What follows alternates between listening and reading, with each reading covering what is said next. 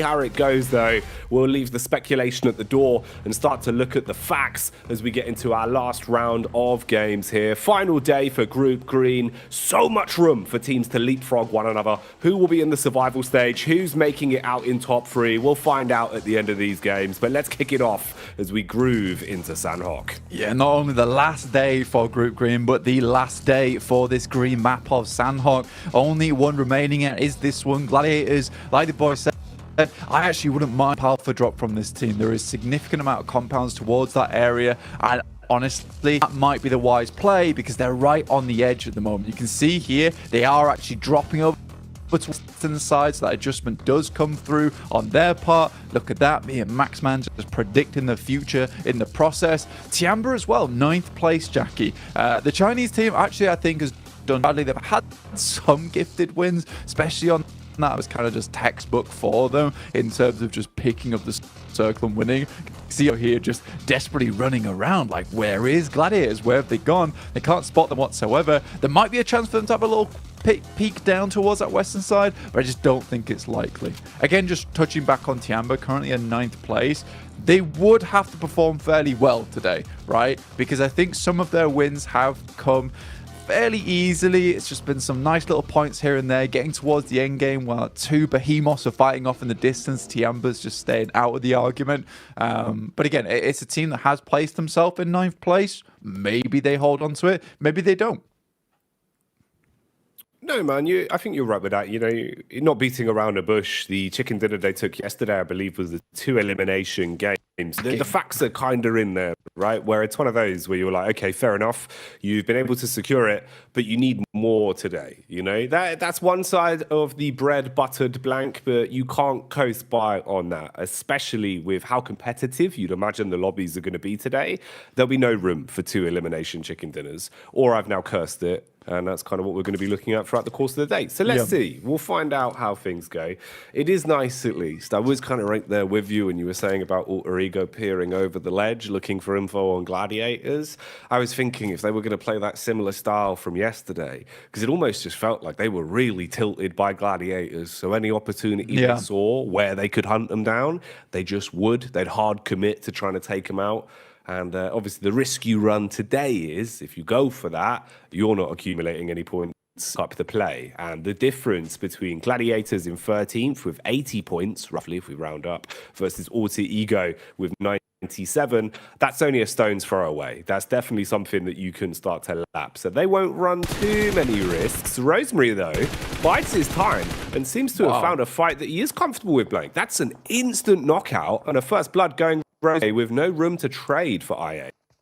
Yeah, I mean, the M4 I think one of the better ones in the game, but it's still not easy to use because you do sort of block your own vision with the little nub on the end of that bad boy. But a very, very good shot coming through from Rosemary at distance, no sights on the thing. That doesn't happen too often. Balak, though, immediately responds. Nice shots over towards Rosemary. There are players around him, but it's going to take a while to get back up towards him to actually pick him up again. So you can see Potato now clambering back into position here. Everyone feels a little bit silly as a trade. For Rosemary there, exposing himself a little bit towards the ridge side of the cliff. But, like you said, Potato going to be able to make his move back up, revive the teammate, and assess the situation for now. It's a bit of a 2-2 split. I think we've got the rotate from Bra. Bra definitely commanding a love from all of us over the course of the past 3 days of play. We've seen them willing to adapt, willing to adjust their play style after a bit visioning in the first day of constantly battling for control of Pachinki, really starting a feud versus DX. Now it seems like Melise have become their target as they put out control looking good, and it pickings, Kishu, strikes, and this isn't looking too great. You've really fragmented it and could probably clean up on these knocked players without much of a response. So Kane and Topsic in a bit of a bad spot here. At least Coursera is still alive and kicking. Thought he went down in the commotion, but he's been able to back off towards the ridge. They keep the teammate alive in Kakali, just trying to commit to going for the saving, but they realize it's too little too late. They've got to give up the goose on that one. So Brago down a man and try and bail out. I think for Mali's Esports as well, like we didn't get really to touch on them too much yesterday, even after their win on Miramar, mainly because we were focused on some of the teams towards the bottom and how they were going to make it in. But Mali's have certainly put themselves here in the league stage. Bro, off the get-go. And this is a reoccurring trend for Bra Esports as well. It's just these dry pushes overall into compounds and fully short, and then they just end up getting naded or DBS'd out of there. And I think this is a problem that Bra needs to fix if they do head in towards the survival stage. But that is not a good start to your day. There's 0 points, effectively dropping you down to just 5 more chances to put up the points and increasing the overall average that you'll need, because points on the game is definitely going to hurt your chances there. There's teams now that can leapfrog underneath you, like Gladiators as well as Quest. It's a little bit tough for you. Falcons similarly might be able to get further ahead in this game, but they're far down towards that south side. There's 3 other teams that we're really focusing on right now. The middle of the table, they seem fairly secure for now, so we'll touch on them maybe later in the day. But it's Alpha 7, Pacific, and Reject. Asian and the Japanese squad fighting for their lives to get in towards that ticket to punch their way towards the grand finals at the end of this month, right? So you are really, really looking forward towards Pasija, Evos, and Reject being able to have a good day. Alpha 7 sweating just a little bit. They're not too far ahead, but they certainly picked up the pace at the end of the day yesterday. They did. Went back to that sort of more aggressive style that we know they can play very confidently. But today, it's got to be flawless the entire way through. It is exciting, though. I agree. We're looking at that sort of upper echelons that could shake so violently with just how few points it is between each one of them. And it's interesting the way the early game's gone here, at least as well, with Zia being able to steal away some of the eliminations. That kind of makes it easier for a few of the other squads to still look to ascend here versus the points being picked up by one of the more well-fed squads. So it could be a bit of a nightmare. Bra Esports definitely going to be upset with the way the early affair went on this one. Zone's going to start to encroach in as well. See how our squads are setting up. Yesterday, all about center for Reject, complete facelift on their playstyle, and it worked really well for them. You know, we saw basically what could have been, in an alternate timeline blank, 3 back-to-back chicken dinners. They only secured the 1, but it was always a close second on the following games. They played some really stellar PUBG, so I hope that continues from them. Alter Ego as well, seeming to find the opportunity to strike versus Quest in the background as one man was knocked. Meanwhile, we join the Mad Bulls, who are fighting versus Loops. Loops, the big dogs on the block at the minute.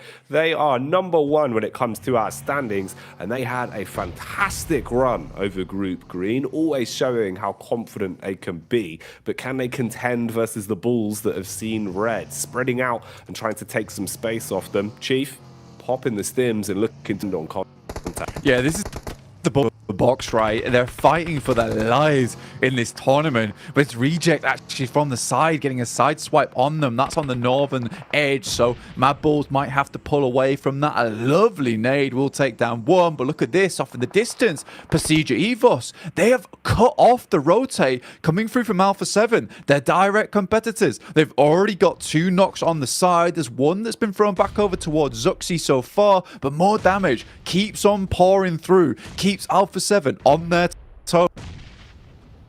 Ooh, Alpha 7. They're not on their toes anymore, Blank. They've been knocked onto their knees as the nades are going to blow them straight off their feet.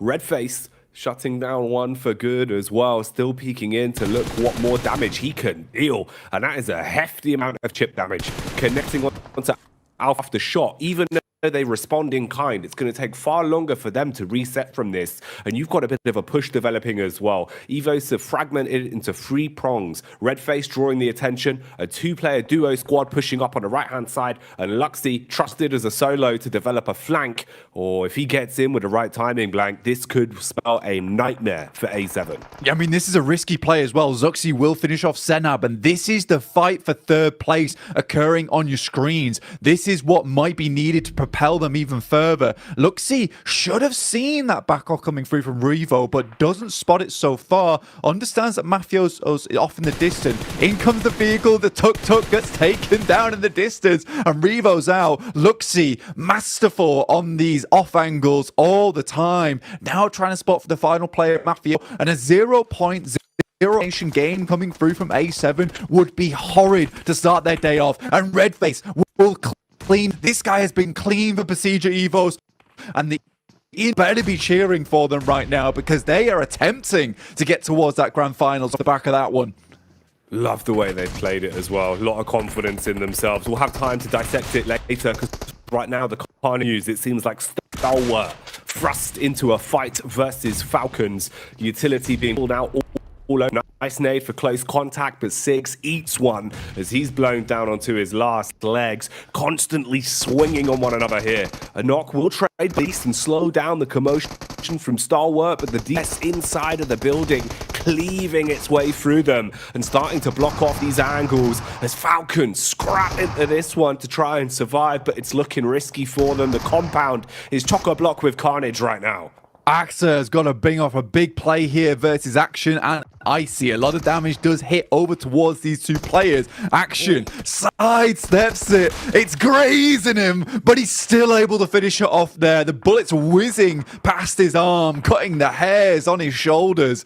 What a play from Action there. Really risky gameplay. But that's Falcons out. Another team that was desperately trying towards their spot on the bottom side of the rankings. In the meantime, able to make a good swim across towards this position on the map. They also cleared out a couple of members from Quest, I believe it was. And this is not a bad spot to play from for the Gladiators. This is a team, again, that was looking for more points here. They needed them desperately. They're not even in the top 11 yet, and this might open it up for them. It's crazy as well how we're seeing Blank develop. Look at this, Alter Ego. I was telling you, Blank, they've got a feud against Gladiators. They've sniffed them out. They know their location. Seems like they were able to reset pretty comfortably as well. They had a moment of panic where Rosemary took a lot of damage, but he's back in the fight, and look what he's up to. Causes an issue as he comes flying out of the weeds. Wide swings, hit the first shot. Now the flank pushes in as well. Fnatic, not as crisp. Goes down to Meku, fragments them into a 3 versus 3. This is going to decide so much between these two teams. This one really is a grudge match. Tixie attempting to get as close as possible. There's information that he's not behind that rock, so Tixie might be able to hit a big grenade here. Lobs it over the top, but it's just too far. They don't get any damage either, so information is lost massively off the back of that one. And still 2 more grenades. So Tixie in danger.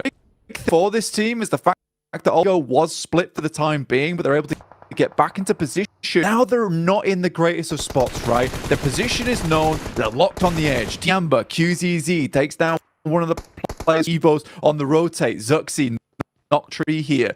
Not super likely to be able to get him back up again. And I think for Procedure Evos, you identify there's the team still in tap mock. You rotate around the side of it. You try and get more points on this game. You realize you've taken down your direct competitors of Alpha 7. Now it's time to just put up a nice profit on the match. Oh, the nightmare is as well. It's the tight turns here. Turning circle a little bit too big for them to try and get the vehicle out in time to adjust quickly. Not worth the risk, though, as well, of going for the revive. You would have been so exposed, and not worth the utility input / potential reward you would have got back from it. So they accept their fate, fighting as a free, look for an open pathway as they do try and rotate back in. Only problem is, even if you avoid Tiamba, you've got so many other squads in close proximity now. DX are there, Zia are there, the Zone as well. Oh, mate, look at the move on this. Gladiators and Alter Ego, they're basically in a prime position, but only one of them will want to survive. Know how much control they can have if they win this fight. Yeah, I mean, for Gladiators, this is the worst map, right? It's not exactly the chance you would look, right? But considering over the past year, they have just been very at Sanhok overall, and I think they've really tried to change things up as much as possible in the PMGC. Nades over the top coming through from Redface. This guy's been an absolute monster on the side of Evo.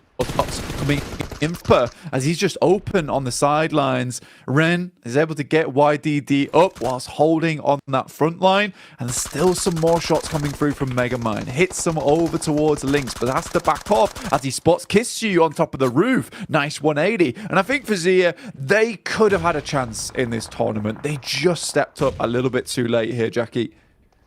They started playing a lot more confidently, and ever since then we've seen them doing far more in these games. But you're right, they were quiet for too long, and it seems like they might be getting silenced again as Melise released the beast inside, finding easy pickups onto them.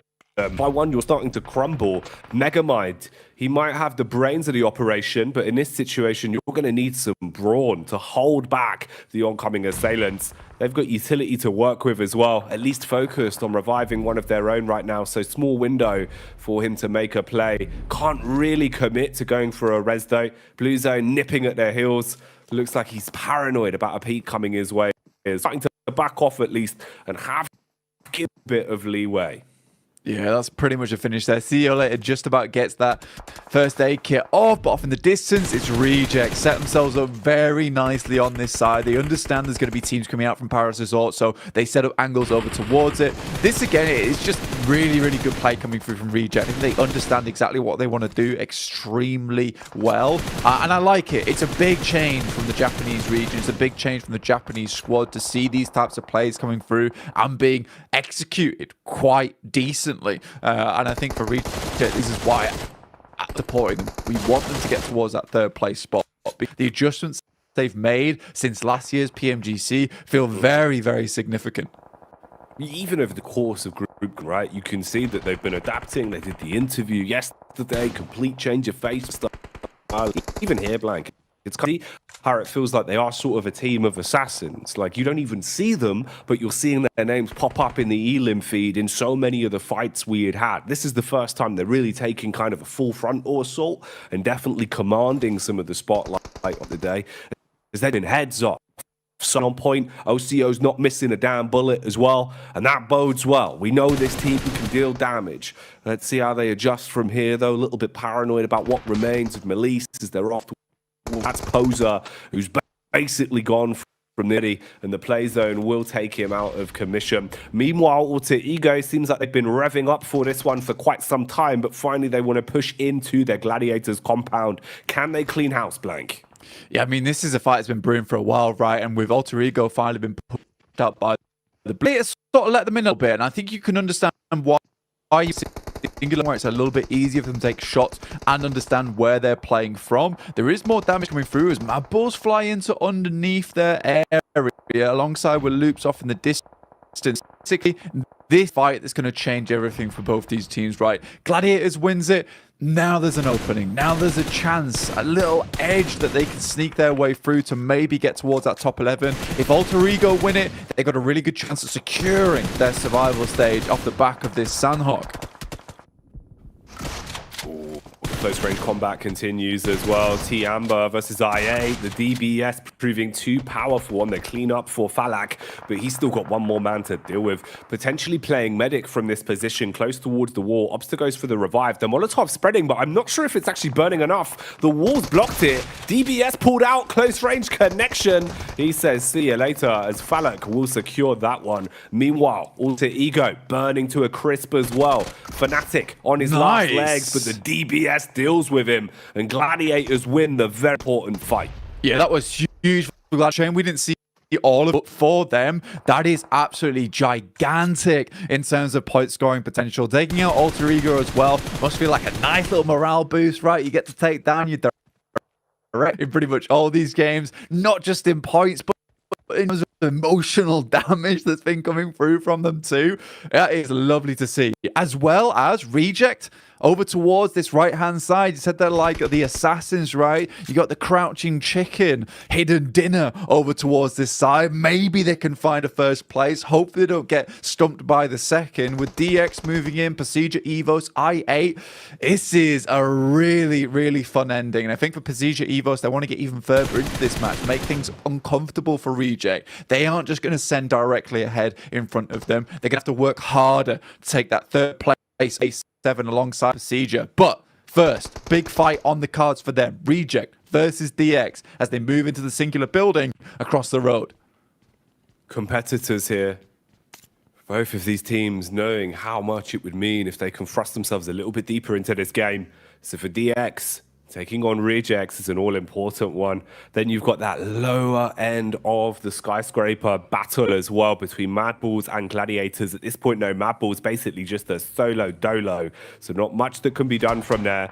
We'll see how this develops, but an awful lot of storylines going into things here with Stage 6. We've done well with the teams that remain. It's up to them now to deliver. For Evos, it's a little bit unlikely to get much more out of this. Blue Zone nipping at their heels. Lynx just trying to play for the timing, constantly getting them in to survive for as long as possible. But that is location. For this race, to have so many barrels honed in onto you, so he'll probably expire eventually, and then we'll be looking to who else can thrust this one a bit further. He's going to go for the wide berth the whole way round. Might be a little bit of opportunity for him, but of course you've got to stop and start so many times, taken too much damage. The zone will dispatch him, and he's now gone. Funny because all the teams we talked about desk at the start of this game are in our final circle. You've got Gladiators here who have not had the greatest of tournaments, turned it up a little bit in these last couple of days to really increase that volume. You've got Reject, you've got Pasija Evos trying to take away that third place spot, DX who's constantly on the climb, and IA who desperately needed a big game at the start of the day to start their journey to get one on the pack are going down now. And I mean, it must not be enough here. 5th place won't cut it, but it's a decent start. But the averages need to be so much higher. Bump those numbers right now, though. It's Sarah that's starting to soar high as he strikes and does some nice damage on the DX. DX fragment. They go for a 2-player push, trying to close the distance between them and Reject. They want to get in their face. Sarah quick switching between both his rifle and his DBS, looking to punish in close quarters combat. Para Jin will expire. He's gone for good now. Sarah still looking for the adjustments. Meanwhile, Chow beckoning Levi's to back up, but they won't let him go for the res. Nice swing from Sarah again as the biceps lay claim to another Elim. They bounces back, Chow! Oh, that's not what you want, Blank. Right on his noggin. Off his head. Streams to bits. That is depressing, but it's delayed them long enough, and Gladiators are just going to mow them down as they leave. But it's Madballs, actually, still alive in this situation underneath the coastal edge to get knocked for Gladiators. This is unideal. Falak's still going with a 7 eliminations on side. Technically a 1v1v1. This is insane. For IA, we all counted them out, but Falak, the big man on the side of IA, continues forward. Tulika trying to get in position. It's up to Tixie. The supremacy has to come through now. There has got to be a moment of teamwork between these two solos if they want to fight for it, but they know that a second place matters more. They clash amongst themselves. Tulika secures it, gets the guaranteed second place in the bag. Gladiators, they're smiling, chuffed to bits, thinking that they're on the last day, but maybe Tulika has other ideas. Yo! Enough. Kitsune with a DBS brings it home for Gladiators as they do the unfit. Gladiators, you couldn't even see them in the air there. Tixie saw wings upon high, and I mean, it's